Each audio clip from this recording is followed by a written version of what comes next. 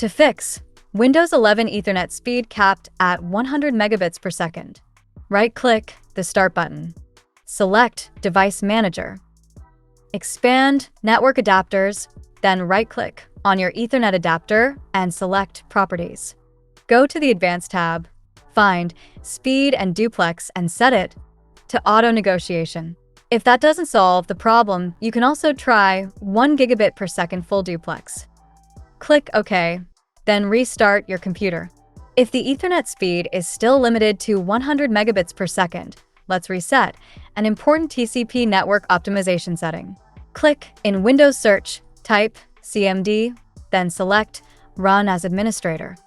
Click on Yes. In the command prompt, type the following command exactly as shown and press Enter.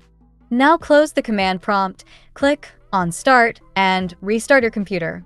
If you still need help, leave a comment below or contact us on our Instagram or Facebook page.